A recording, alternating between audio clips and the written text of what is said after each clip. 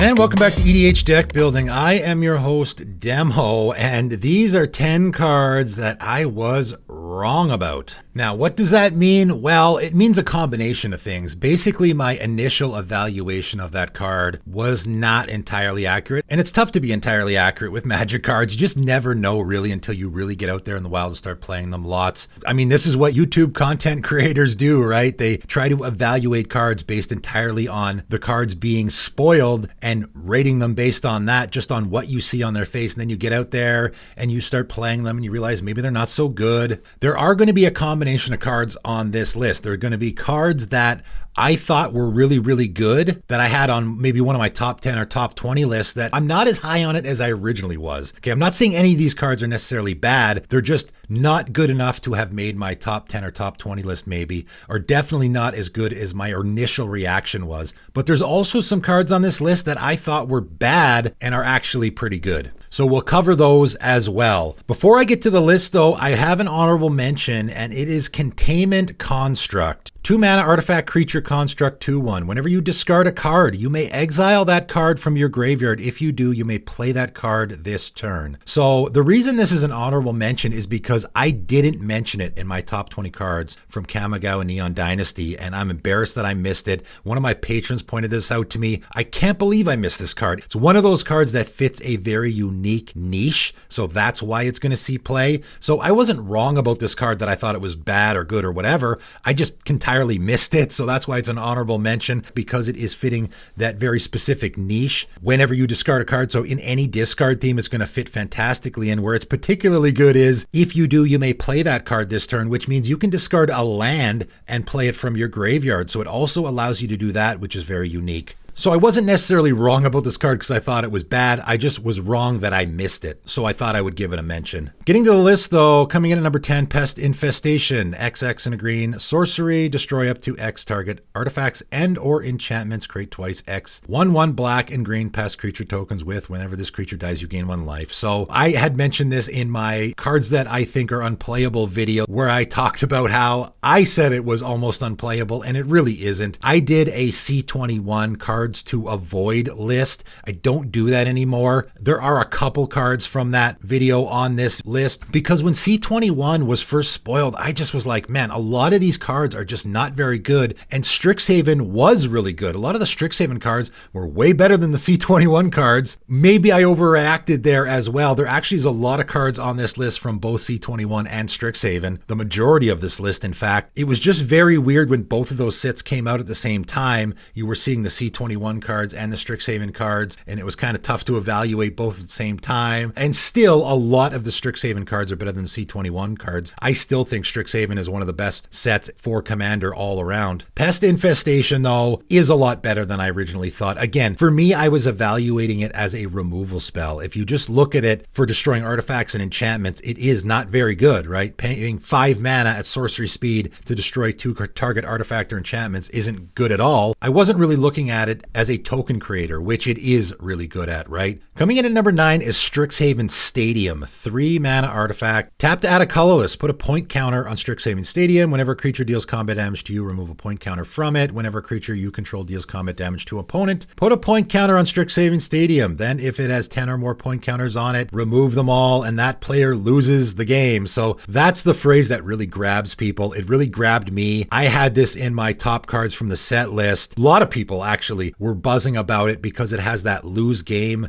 scenario, and I thought it was a auto include in any deck where you're going to be doing a lot of attacking anyway. And I thought even you could just throw this in certain decks where maybe you don't necessarily have a win con, and you can just attack your opponents and use this as an alternate win con in just about any deck. And I haven't been able to play out this scenario. I've put this in a couple of my decks. I haven't even come close to putting 10 counters on this yet. Not even close, right? You even get to put a point counter on when you tap it. So you'd think it would be easy, right? When you first read this card, you're like, oh, it shouldn't be that hard to get 10 point counters on it. But it actually kind of is. And then on top of that, there is the making itself a target scenario, right? When you play this card, your opponents go, oh, there's that card that can make me lose the game. I got to get it off the table before it gets to 10 point counters. So it becomes a removal magnet as well. I'm not saying this card is bad at all. I definitely think it fits in a few decks. It's just not nearly as good as I originally thought it was. I'm sure there's a lot of people out there that have made made this card work for them. I haven't even come close to making it work, so not as good as I originally thought it was. Another card from Strixhaven that maybe isn't nearly as good as I originally thought it was is Reduced to Memory. 1 white, sorcery lesson, exile target non-land permanent. Its controller creates a 3/2 red and white spirit creature token. You know, I love removal. I play a lot of white, so right away I thought, okay, well, here's a great removal spell in white. It's exiling any non-land permanent. That's fantastic. You're giving your opponent a token, but who cares? In Commander, that's not a big deal. Sorcery speed is a little bit of a drawback, but who cares? Being able to exile any permanent is great. I have yet to put this in a deck. You know, again, white has such fantastic removal that this always gets cut from any list that I make because there's always better options. Generous Gift is the great comparison here. And I actually compared the two in the video when I did this and very incorrectly talked about how I can't even figure out which one's better. Well, no, Generous Gift is actually a lot better. Being able to do it at instant speed is a big advantage in a Commander game because it allows you to react to what your opponents are doing. And also being able to destroy a land can be a huge advantage as well. The exile part is better on Reduced to Memory, but to me, that's not worth all the advantage that Generous Gift is giving you. Generous Gift is way better in my opinion. And I have yet to put Reduced to Memory in a deck, and I'm a guy who plays lots of removal and plays lots of white, and I still have not put this card in a deck. Again, it's a good removal spell, just not nearly as good as I originally rated it. Coming in at number 7 is Commander's Insight. X, blue instant. Target player draws X cards, plus an additional card for each time they've cast a commander from the command zone this game. So again, this is another card that I just didn't really think was very good at all. It was getting quite a bit of buzz, and I was like, it's just an X draw spell. That's not great. It is better than I originally thought it was. It's instant speed, which is always great, right? Being able to do it on your opponent's end step, you know, rather than I was going to cast a Cyclonic Rift maybe, but now I don't have to. So instead, I'll just draw a bunch of cards. I always like having those options. The interesting thing here is it is target player, so you can use this on your opponents as well if there's a reason to. I think typically people are going to cast their commanders twice in a game. And if you do this later in a game, you pay, say, 3 for this. So you're paying 6 mana total. You're going to draw 3 cards plus an additional card for each time you cast your commander. So you're going to draw 5 cards for 6 mana at instant speed. That actually is pretty darn good. Probably quite a bit better than a Stroke of Genius or a lot of the alternative options for this. And then if you're in a deck where you're casting your commander quite a bit, right, it only gets better from there. If you cast your commander 3 or 4 times, now you're just drawing an absolute ton of cards. In fact, you can pay just 3 mana for this. Don't pay the X at all, then draw like 3 cards at instant speed if you've cast your commander 3 times from the command zone, right? So I don't think this card's phenomenal, but it is better than I originally rated it. Coming in at number 6 is Search the Premises. 3 and a white enchantment. Whenever a creature attacks you or a planeswalker you control, investigate. And I had put this in my top 20 list from Modern Horizons 2, and I shouldn't have, okay? It doesn't mean it's a bad card. That is a phenomenal set for Commander, and I easily could have found another card to replace this on the list. There's a few cards I left off of the top 20 list that are better than Search the Premises. So that's one of the reasons I'm talking about it, because I think I easily could have found a better card to fit on that list. Again, this is another white card that I have not put in any decks. I like Ghostly Prison type effects. I play a lot of white. This card is not in any of my decks. Even my Denic deck, where I am investigating, making clue tokens, and I want more, I'm like, yeah, I don't have room for that, right? There's no room for Search the Premises in that deck. You know, I guess you can look at it both ways. Okay, your opponent's not attacking you. That's good, but you probably want your opponent to attack you so that you can investigate and then draw cards, right? As a card draw option in white, it's actually not very good, because if your opponents don't want you to draw, they just won't attack you, so you won't be able to investigate. And if you want a Pillow Fort card, there's lots of better options there as well. Like a Ghostly Prison is going to actually make your opponent pay mana to attack you. Search the Premises is not. Again, this is not a bad card. I'm sure there's a few decks that can use it, but definitely not as good as I thought it was. Another card that wasn't nearly as good as I thought it was is Instrument of the Bards. 1 green mana, legendary artifact. At the beginning of your upkeep, you may put a Harmony counter on Instrument of the Bards. 3 and a green, and tap. Search your library for a creature card with mana value equal to the number of Harmony counters on it. Reveal it and put it in your hand. If the card is legendary, create a treasure token, then shuffle. So I was pretty high on this card when it came out. It was in my top 10 list from Forgotten Realms. There wasn't a lot of great cards from that set, but certainly I probably could have found one that was better than this to put on that list. You know, it reads really well when you first look at it. Okay, you just play it turn 1, and then you can start putting counters on it. But what if you don't play it turn 1, right? What if you draw this card on like turn 6? Now you play it, it has no counters on it. You wait until your next turn to put a counter on it. Now you can pay 4 mana to search your library for a 1 mana value creature and put it in your hand, right? That's not great. It still is a very usable card. In a very creature heavy deck, it can be good. I made the comparison to Birthing Pod, not even close. Birthing Pod is so much better than this card. You are paying 4 mana, right? That's kind of a lot of mana, and you're going to search your library for a creature with mana value equal to the number of harmony counters on it. So the best way to use this card, I think, is I have a whole bunch of creatures in my deck. Maybe 3 mana value is a good one. There's a lot of great creatures in a 3 mana value range, so you can get to up to 3 counters on this. Of course, that's going to take 3 turns before you get there, and then you can pay 4 mana to repeatedly get creatures with 3 mana value. But if you want something with a different mana value, now you have to change it. You can't go back down. Once you have so many counters on it, you can't now just remove them. It has to be that exact mana value. So now if you get up to 4, you can't go back down to 3. You can never go to 3 unless you can remove those counters again. There's just so many restrictions on this card. Again, it's a card that I was looking forward to putting into some of my decks, and I never ended up doing it because it just didn't fit. I'm sure there are some decks out there where it can be good. It's just not nearly as good as I thought it was originally. Coming in at number 4 is Efreet Flame Painter, 3 and a red. Efreet Shaman 1/4 has double strike, and whenever Efreet Flame Painter deals combat damage to a player, you may cast target instant or sorcery card from your graveyard without paying its mana cost. If that spell would be put into a graveyard, exile it instead. So again, I had this on my top 20 list from Strixhaven, and again, that's a fantastic set for Commander, and I probably could have found a card that will fit into more decks than this does. This is a very unique card, and again, it does read very well. Wow, you get to cast those spells for free. That's incredible. And it has double strike, so if you can connect, you're probably going to connect twice and cast 2 things. But are you going to connect? It's a 1/4 with double strike. It's going to be very easy for your opponents to block this creature. So what deck are you putting this in? If you're going to put it in a deck where I'm getting in for damage with my creatures all the time and I can make them unblockable, okay, great, but are you going to have a bunch of instant sorcery cards in your graveyard? If this connects twice with the double strike, are you actually going to have 2 instants and sorcery cards in your graveyard that you want to cast for free that are actually going to do something? Maybe this fits good in an instant and sorcery deck where you're going to have a ton of instants and sorceries in your graveyard that you can recast, but now are you going to be able to get in for damage? So it actually is very limiting that way. Where does it actually fit? Again, I think it's a very unique card. It's great in what it's doing. You could actually build an entire deck around this card. That might be the best way to do it, honestly, is if I have a deck where I can dump lots of instants and sorceries that cost a lot into my graveyard and then make sure I can get in for damage, you can really go to town with this, but it is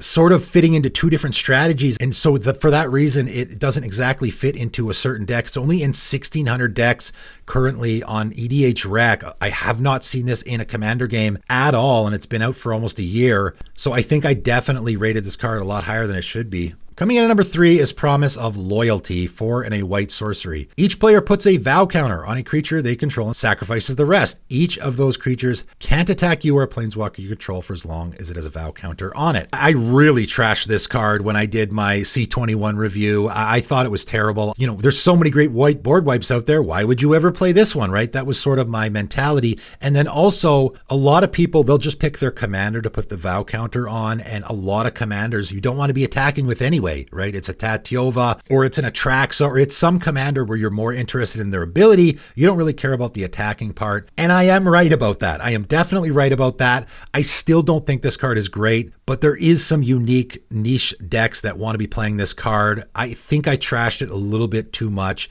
It is a very playable card in the format. It's really great in that political theme. And it's funny because the reason I sort of changed my mind about this card is because I have a patron who has a Shadrick sort of politics deck that put this card in there and has now cast it twice on me. And both times I put it on my commander that I actually do want to be attacking with, and I couldn't attack them with it. So it actually did help there. Again, that is a bit of a fringe scenario, but I think I really laid it on thick with this card where I just said it was completely unplayable, and I don't think that's the case. There is some decks where this actually will fit really good. Coming in at number 2 is Augur of Autumn, 1 green human druid 2/3. You may look at the top card of your library at any time. You you may play land cards from the top of your library, and has Coven. As long as you control 3 or more creatures with different powers, you may cast creature spells from the top of your library. So, this is a great card. I know a lot of people might get upset with me in the comments for having this card on the list. I'm not saying it's not good. It's a great card. You could put it in a lot of decks. I just think I overvalued it when I did my cards from Midnight Hunt. I had it number 2 on that list. I think I should have had it a lot lower. I still would put it in the top 10 cards from Midnight Hunt, but it would probably be more like 8 or 9. I just don't think it fits in nearly as many scenarios as I thought it did. I compared it to Oracle of Moldiah, and obviously that is the comparison there. And I thought Augur of Autumn was way better than Oracle of Moldiah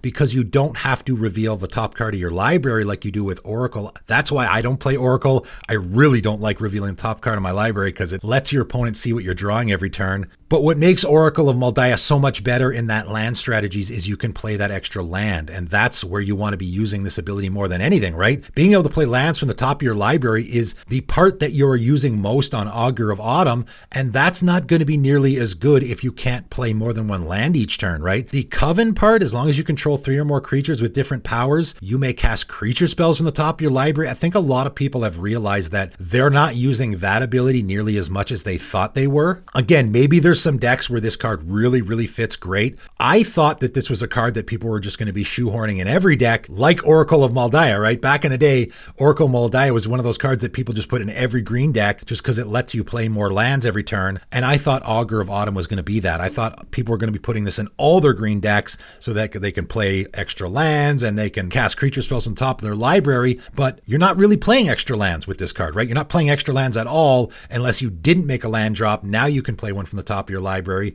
And again, I think the Coven ability, you're just not going to be using nearly as much. This still is a fairly popular card in the format. I do think it's going to see play still. It's just not nearly as good as I thought it was, and I don't think it's going to see as much play as I thought it was. I still think it's a great fit in any deck where you want to be looking at the top card of your library all the time, just because it allows you to do that, right? You may look at the top card of your library at any time. And there certainly is a lot of decks that want to be doing that. So just for that advantage, it can fit in a lot of decks. It's a great card, just not nearly as good as I originally thought it was. And coming in at number 1 is Ecological Appreciation. X2 and a green sorcery. Search your library and graveyard for up to 4 creature cards with different names that each have a mana value X or less. Reveal them. An opponent chooses 2 of those cards. Shuffle those cards into your library and put the rest onto the battlefield. Exile Ecological Appreciation. And again, I had this on my top 20 cards from Strixhaven. I had it very high on the list. It was number 6. And man, was I wrong. Again, Strixhaven was a really